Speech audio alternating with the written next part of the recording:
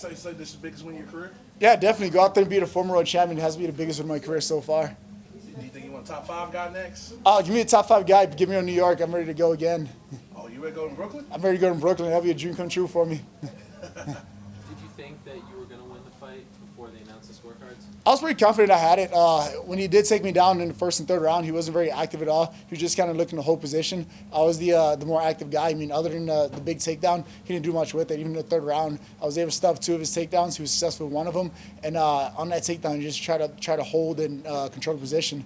I was able to make space, be offensive on bottom, and almost caught him in 2 triangle chokes throughout that fight. So I feel like I was the winner at the end of that fight for sure. Were they close? Were the triangles close? The first round was close for sure. Just the third round, he started to slip out of it, which is why I switched to elbows, hoping that he'll start defending the elbow and put himself back into danger. It seemed like you may have stolen the fight in the third round in the last like 20 or so seconds. Were you telling yourself, okay, I have to do something with the elbows off your back? It seemed like that may have sealed the deal for you. My coach told me before the fight, whatever you do, just don't stop working that fight, and that's what stayed in my mind. I mean, whether I lost a takedown, whether I was fighting defend a takedown, whether I was fighting for strikes, it was just not stop fighting, and that's exactly what I did in that fight. I went for a triangle. I was fighting to finish it. He was starting to get out. I was trying to finish it with elbows. So whatever opportunity I had to work, I just kept working. Is it disheartening to do that and then to hear boos after you just fought for 50 minutes and were actually the aggressor in the fight? No, not at all. I mean, at the end of the day, I'm healthy. I know the fans wanted to see more of that fight. I did the best I could. That was the outcome of it. I got a pretty good bonus for taking this fight, too. So at the end of the day, all I can do is go back to the gym, train hard, get better, and move on to the next one. Did you learn anything about yourself tonight? Yeah, definitely. I'm one resilient guy, for lack of better words. I mean, I just don't have that quit in me, and it felt good to go out there and get a W, especially after my last loss. What confidence does this give you? I know that you're not lacking confidence, but what does it give you the fact that you got a former world champion, you know his resume? That gives me a lot of confidence coming out the fight, winning the way I did. I mean, a lot of guys were fearing things like my reach and range and things like that with striking. So to go out there and put a guy who's a Division I national champ in a lot of danger on the ground, I feel like that gave the whole welterweight division something else to worry about when it comes to fighting me. You mentioned the bonus, but beforehand you had said that you weren't going to take the fight if he was overweight. What happened and what switched? What made you decide that, all right, I'm going to go ahead and take this fight? I just like fighting. I mean, I said it one way, but it came down to it was like, hey, he didn't make weight. I was like, well, I'm going to fight anyway, so let's keep it going. I was hoping 1% that he would make weight just so I wouldn't have to hear like, oh, well, you fought a guy who didn't make weight. He was broken before the fight came. So I wanted to fight the best version of Johny Hendricks. Even though he missed weight, I feel like he came out here wanting to win, and he gave everything he had tonight. So I feel pretty confident with that. Why I didn't want to take the fight had he not made weight, because I didn't want to have all the excuse that comes with that, saying that I beat a former champ who's on the downward side of his career. I beat a former champ who quit in the sauna, things like that. So that's kind of why the whole, oh, if he doesn't make weight, I won't fight thing. I think that's where it was coming from. So is it a little extra special that, you know, even though he did still not make weight, that you still decided to go out there and do it and to do like you did? Yeah, I mean, definitely. I mean, to his credit, the sauna we were kind of weight and kind of sucked. I mean, I was 2.5 pounds overweight, 2.5 pounds overweight that day, and I went in there. It took me almost an hour to get that first pound off because the sauna was just not hot enough. It just wasn't working well enough to cut weight. And he was in there before I was, and the entire time I was in there, he was in there as well, cutting weight. So being able to physically see him cut weight within a foot of me the entire time, it kind of showed me how hard he was working, how much he actually wanted it. It wasn't just a guy who was on the verge of quitting. How awkward was it? It wasn't awkward at all. I mean, at the end of the day, we're all professionals. I mean, he's in there doing the same thing I'm doing, trying to get the same thing I'm trying to get. We both want our hands raised. We both want to keep going and provide for our families. So it wasn't very awkward at all for me at all. Did you have an idea at that point, though, that he was having a hard time cutting weight?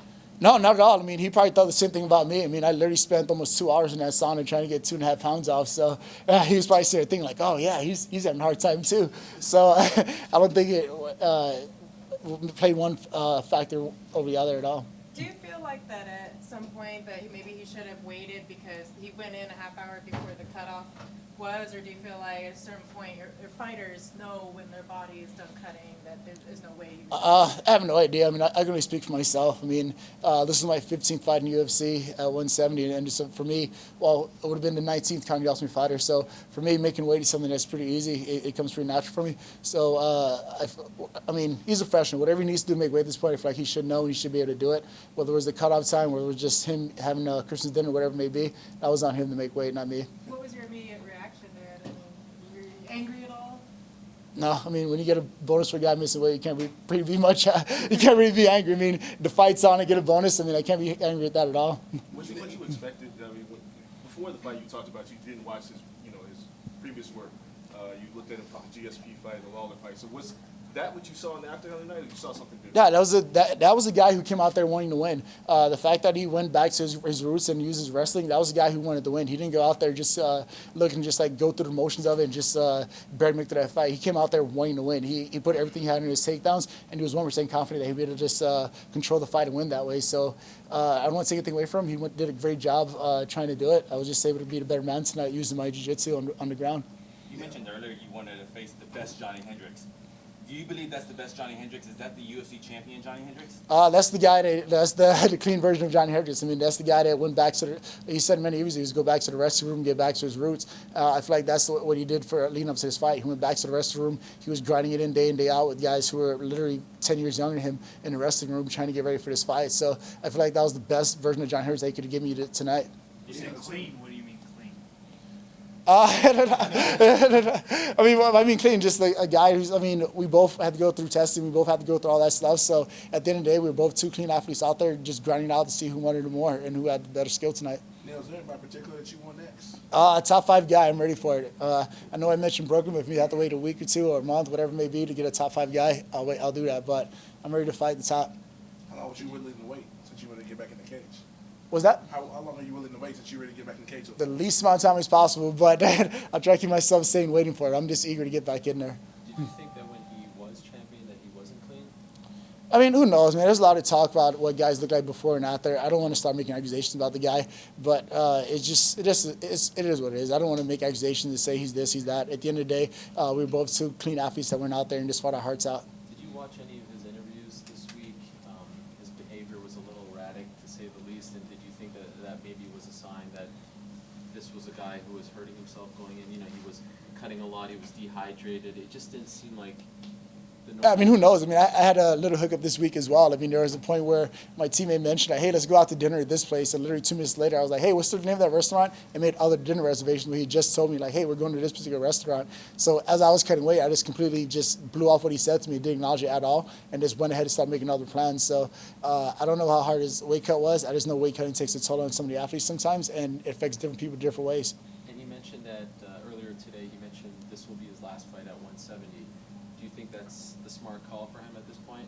Yeah, definitely. I think that'll be the smart call for him. I mean, it just takes so much out of him to try to make 170. I feel like he'll have a lot more longevity in this sport, and his body will be a lot healthier at 185 or a different weight class. Do you feel like you can finally put the Lorenz-Larkin fight to bed now? Like, did you need this victory to move on from that? For sure. I mean, this fight definitely stung a little bit longer than my last loss. I mean, the last time I lost the fight, I was able to get back in the octagon 2 weeks later and go out there and prove myself. This fight, I had to wait almost 4 months to get out there and do it. So I feel like this is exactly what I needed to get on track and get focused for 2017.